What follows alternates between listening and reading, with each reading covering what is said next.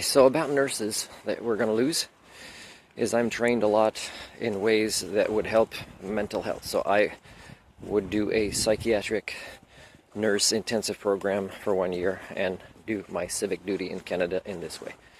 Except I don't believe this is going to happen. If I study your society, and one of my programs is to offer a support circle that I would facilitate for nurses, mental health workers, emergency workers, to help them with their own mental health, is society blocks it, that it's very hard for me to succeed at doing this, advertise it, have a place for it, or have people show up for it. So, it tells me that you are not going to problem solve. Canadian society, like most others of the people primates, the Homo communia, its problem solving is just trying to find more people to do the same thing that doesn't work, such as burn out people.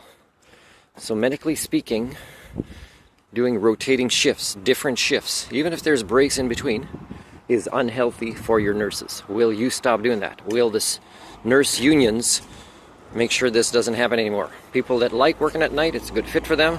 Stick only to night shifts, pay them 50% more, and no changes all the time. Okay, 50% more, because still, even if they can handle it and they like it, and they have reasons for it, it's still not good for the health, right?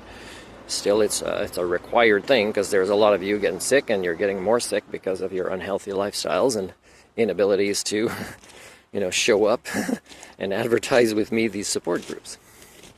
So I would do this, but you're not a society that problem solves things like this. You're not some society that knows how to cope with the challenges that you are giving yourselves, and you don't even care to represent these workers. You just want to find people to replace them that will also burn out, because this is your modern versions of slavery, people.